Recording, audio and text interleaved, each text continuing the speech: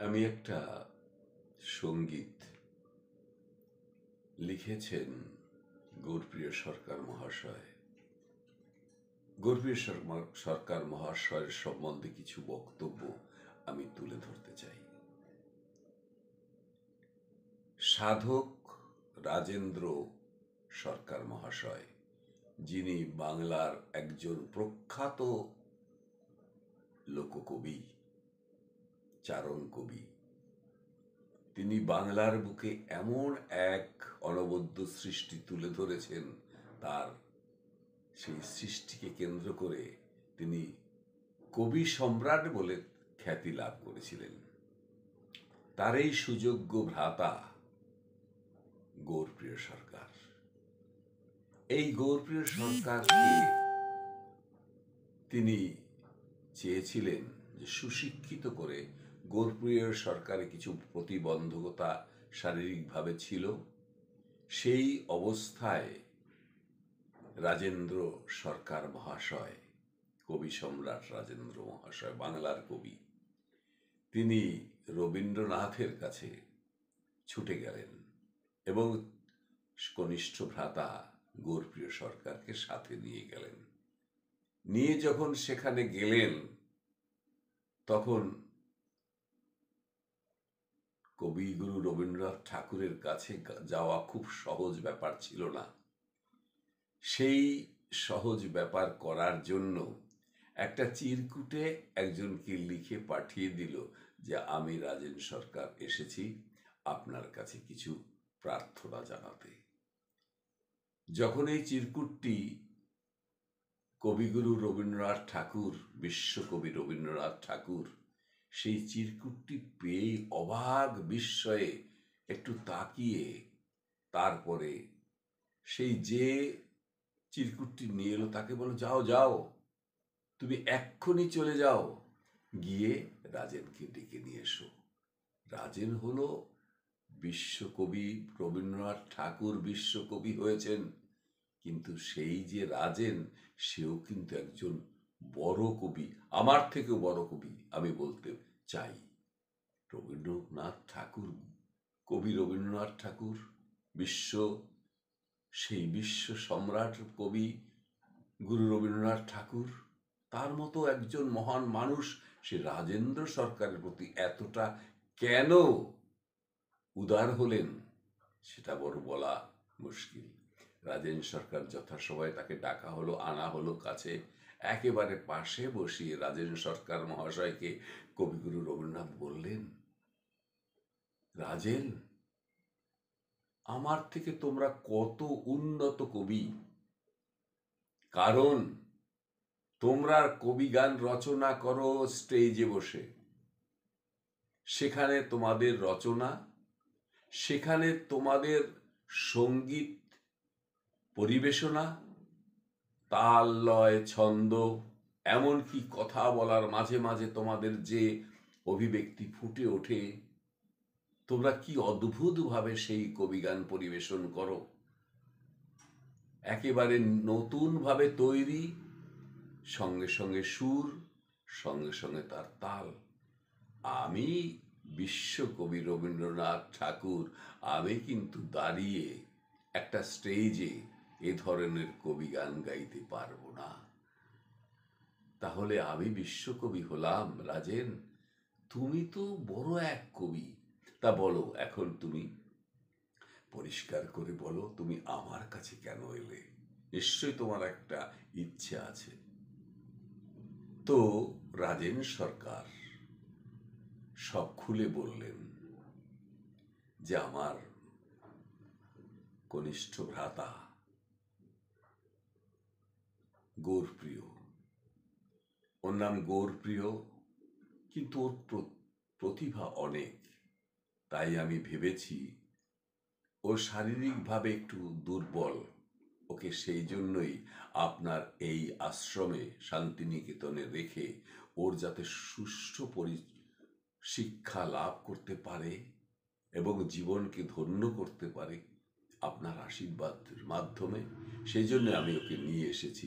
যদি আপনি অনুগ্রহ করে এই শান্তিনিকেতনে একটু পড়ার সুযোগ করে দেন, তাহলে আমার জীবন ধন্য হয়, আর আমার ভ্রাতা গৌরপ্রিয় সরকারেরও একটা বিরাট রকমের আশীর্বাদ আপনার কাছ থেকে পেতে পারে। আপনি একটু চিন্তা করবেন। কবিগুরু রবীন্দ্রনাথ খুব গভীরভাবে চিন্তা করে বলেন, কিরে, এত বড় একটা তুমি আশা নিয়ে এসছো, আর আমি তোমাকে সেই আশা থেকে বঞ্চিত করব? যাও, তুমি গৌরকে নিয়ে এসো, আর এখানে তুমি ভর্তি করিয়ে দাও, কোনো ব্যাপার নেই। ওরা যারা এসব ব্যাপার কাজ করে তারা এক্ষুনি তোমার এই ভ্রাতাকে এখানে শান্তিনিকেতনে পড়ার সুযোগ করে দেবে। কি আনন্দের কথা, কি সুন্দর কথা! বিশ্বকবি রবীন্দ্রনাথ ঠাকুর নিজে যে কথা কাছে বসিয়ে রাজেন সরকারের এই রাজেন সরকারকে সব কথা বলেছেন, এটা একটা সুন্দর একটা বিরাট রকমের ঘটনা, বিরল ঘটনা, যা পৃথিবীতে কখনো ঘটেনি। সেই থেকে শান্তিনিকেতনে এই গৌরপ্রিয় সরকার পড়াশোনা করা শুরু করলো। আর আশীর্বাদটা হচ্ছে কবিগুরু রবীন্দ্রনাথ ঠাকুরের। মানুষ বিশ্বকবি শুধু নন, তার ভেতর যে কত মহাবিশ্বের শক্তি সেই রবীন্দ্রনাথ ঠাকুর, সেটা আমরা ব্যাখ্যা করতে পারবো না। তার সঙ্গীত, তার লেখা, তার সব কিছুর মধ্য দিয়ে প্রকাশ পেয়েছে সে বিশ্বকবি যোগ্য। আর সেখানে সেই শান্তিনিকেতন, তার সবচেয়ে মানসপুত্র সেই শান্তিনিকেতন, সেখানে জায়গা পেলেন গৌরপ্রিয় সরকার। গৌরপ্রিয় সরকার সেখানে বসে লেখাপড়া শিখে একটা এমন অবস্থায় পৌঁছলেন যে তিনি যেমন একাধারে সঙ্গীত শিল্পী, একাধারে তিনি একজন সঙ্গীত রচনাকারী অর্থাৎ গীতিকার, আর একদিকে তিনি সমস্ত বাদ্যযন্ত্র শিখে শান্তিনিকেতনের মর্যাদা এবং কবিগুরু রবীন্দ্রনাথ ঠাকুরের যে স্পর্শ তিনি পেয়েছেন তার মর্যাদা তিনি রেখেছিলেন। এত বড় সৌভাগ্যবান কজন আছেন আমরা জানি না, কিন্তু সেই গৌরপ্রিয় সরকারকে আমরা সত্য ধর্মের একজন শ্রেষ্ঠ সাধক হিসাবে পেয়েছি। কেননা সত্য ধর্মের যে সঙ্গীত আমরা ব্যবহার করি, যে সঙ্গীতগুলি আমাদের উপাসনা ক্ষেত্রে একান্ত প্রয়োজন, মহাত্মা গুরুনাথ তার জীবন দিয়ে, তার জীবন দর্শন দিয়ে, তার সমগ্র জীবন দিয়ে তিনি অনেক সঙ্গীত রচনা করেছেন সত্য ধর্মের জন্য, যাতে মানুষ সঙ্গীতের মাধ্যমেই, উপাসনার মাধ্যমেই পরম পিতার দর্শন পেতে পারেন, পরম পিতার আশীর্বাদ পেতে পারেন, এমন ব্যবস্থা তিনি করেছেন। কিন্তু সেই মহাত্মা গুরুনাথের অজস্র সঙ্গীত থাকা সত্ত্বেও সত্য ধর্মে যেন কোথায় একটু যেন কোথায়ও বাকি ছিল বা অভাব ছিল, যে এইরকম গৌরপ্রিয় সরকারের মতন একজন মহান পুরুষের, যে যারা উপাসনার যোগ্য, সত্য ধর্মের উপাসনার ক্ষেত্রে বিশেষ ভূমিকা গ্রহণ করার জন্য মহাত্মা গুরুনাথও সে কথা বলেছেন যে তোমরাও শুধু এই আমার গান নিয়ে ব্যস্ত থেকো না, তোমরাও নিজেরা কিছু রচনা করো, কাউকে দিয়ে রচনা করাও, কেউ রচনা করুক, আর সে সব সঙ্গীত সত্য ধর্ম ব্যবহৃত হোক। ভাগ্যক্রমে, সৌভাগ্যক্রমে মহাত্মা গুরুনাথের আশীর্বাদে এবং মহাত্মা রবীন্দ্রনাথ ঠাকুরের আশীর্বাদে আজকে আমরা পেয়েছি গৌরপ্রিয় সরকারকে। এই গৌরপ্রিয় সরকার মহাশয় একজন মহান সাধক, বাস্তব সাধক। তিনি আজীবন সঙ্গীত রচনা করেছেন। আমাদের সেই সঙ্গীত রচনার মধ্য দিয়ে আমরা জানি যে এই গৌরপ্রিয় সরকার সত্য ধর্মের জন্য কত বড় অবদান রেখেছেন। তার সঙ্গীতগুলি আমরা যখন উপাসনা ক্ষেত্রে পরিবেশন করি, শুধু আমাদের সত্য ধর্মের মধ্যেই সীমাবদ্ধ নয়, গৌরপ্রিয় সরকারের এই সকল সঙ্গীত বিভিন্ন ধর্মের সঙ্গীতের আসরে এই সঙ্গীত পরিবেশন হয়ে থাকে। যাই হোক, অনেক কথা বললাম, কথার মধ্যে অনেক ত্রুটি বিচ্যুতি থাকতে পারে, কিন্তু আমার যে অভিমত, এবং আমি যতটুকুন আমার অন্তর দিয়ে বুঝেছি, আমি সেইভাবে এই বিচারটুকুন করার সুযোগ পেয়েছি। এতে হয়তো আমার আরও কিছু বলার ছিল বা আরও কিছু বলা দরকার ছিল, কিন্তু আমি একজন অধম নরাধম বলে, সত্য ধর্মের একজন অযোগ্য সন্তান হয়েও আমার বারবার মনে হয়েছে এই রকম মহাপুরুষের সত্য ধর্মে বড় বিশেষ প্রয়োজন। তাই ওনার একটা সঙ্গীত আমার ইচ্ছে হলো আমি পরিবেশন করব। জানি না কিভাবে এটা সম্ভব হবে বা এর মধ্য দিয়ে আমি কি পরিবেশন করতে পারবো, তবু বলবো।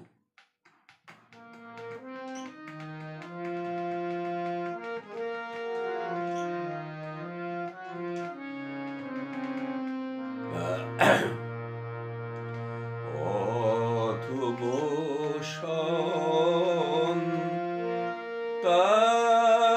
সন্তানে পিত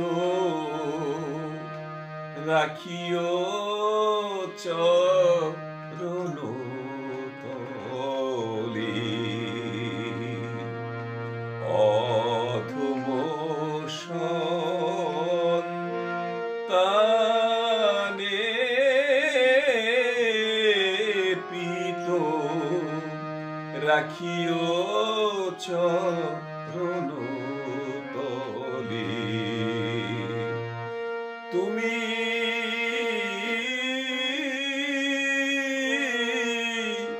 ভরসা মম দয়াল, তুমি ভরসা মম এ ভব সাগর জলে। পরম পিতার সম্বন্ধে যে তুমি একমাত্র ভরসা, তুমি ভরসা মম এ ভব সাগর জলে।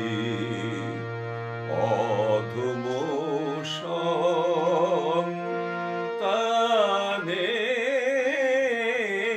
পিত রাখিও চরণ তলে। না জানি দুষ্কৃতি কত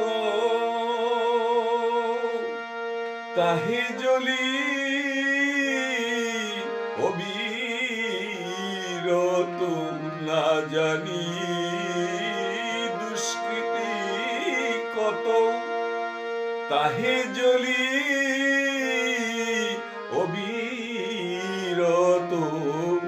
শান্তি কোলে লহ তাত, শান্তি কোলে লহ তাত, নাশবিঘ্ন হরিদলে। অধম সন্তানে পিত রাখিও চরণ তলে। মানস কালিবাহর,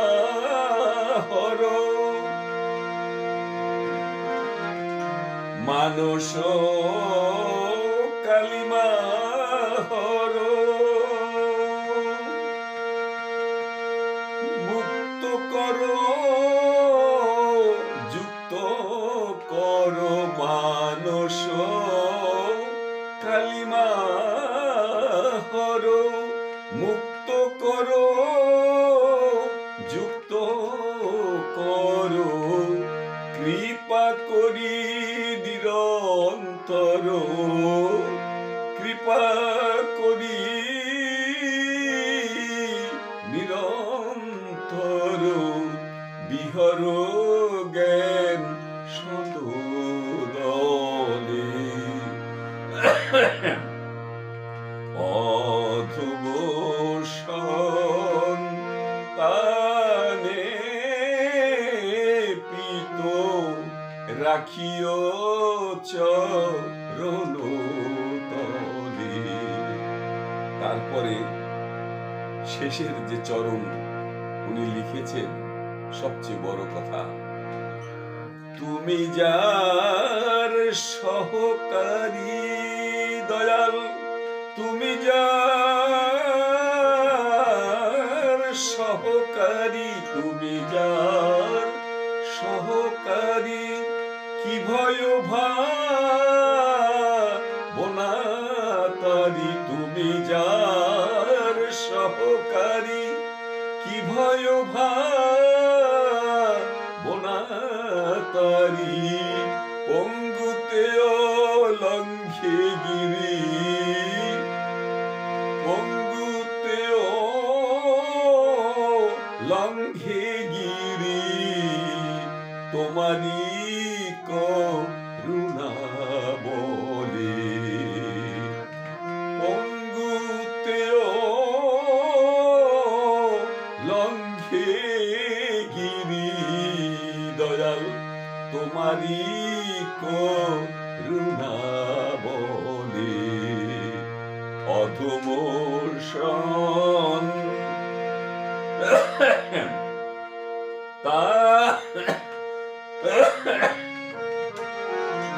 রাখিও চরণ তলে, অধম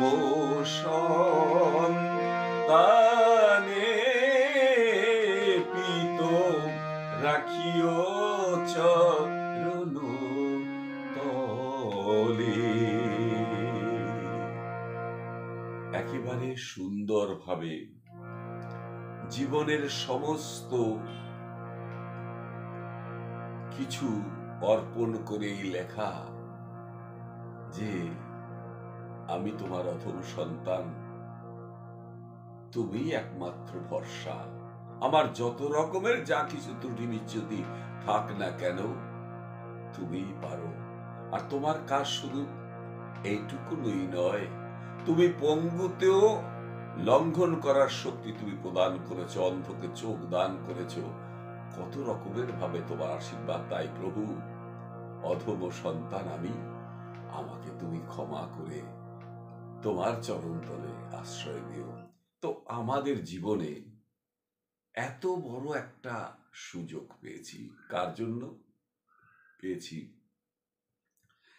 পরম পিতার আশীর্বাদে, এবং বলা চলে বিশ্বকবি রবীন্দ্রনাথ ঠাকুরের আশীর্বাদে, রাজেন সরকারের একান্ত ইচ্ছার মাধ্যমে আজকে পেয়েছি গৌরপ্রিয় সরকারকে।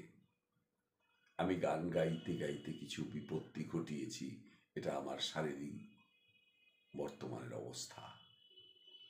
এই গানের মতো গান হয় না, অপূর্ব সুন্দর প্রার্থনা। ঘুম থেকে উঠেও যদি কখনো এই সঙ্গীত গাওয়া যায়, কখনো যদি মনে মনে অন্তরে অন্তরে এই সঙ্গীত আওড়ানো যায়, তাহলে পরম পিতা সন্তুষ্ট হবে না, তা তো হতে পারে না। তাই বিশ্বকবি রবীন্দ্রনাথ ঠাকুরের আশীর্বাদ ধন্য এই গৌরপ্রিয় সরকার মহাশয় যে গান রচনা করেছেন তার কোনো তুলনা চলে না।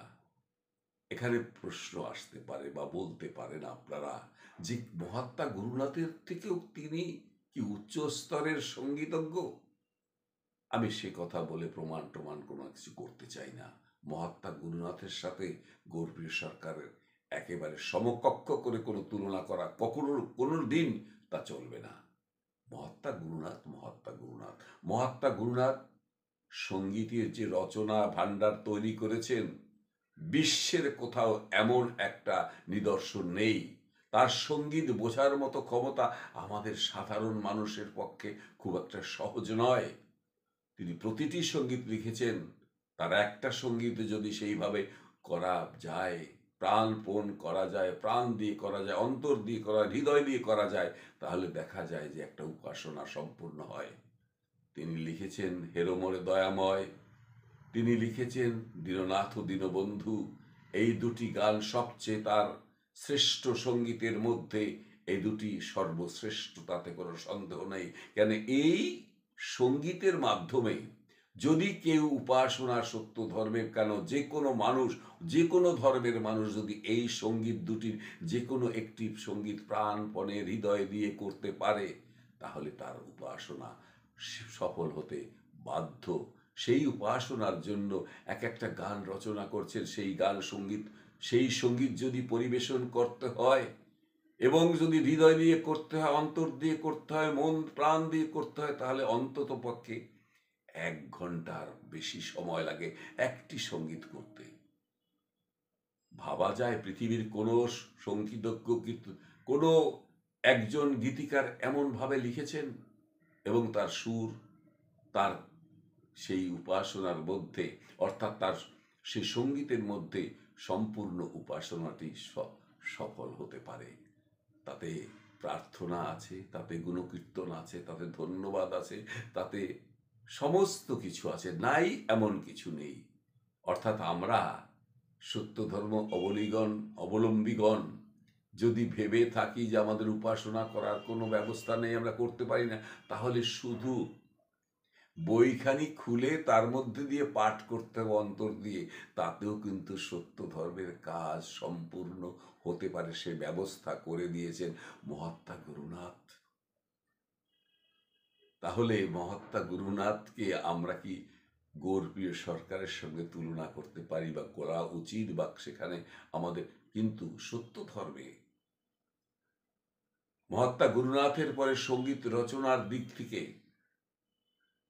শ্রেষ্ঠ স্থান যে গৌরপ্রিয় সরকারের, সে কথা স্বীকার করতে আমার অন্তত পক্ষে বিন্দুমাত্র কোনো সন্দেহ নেই।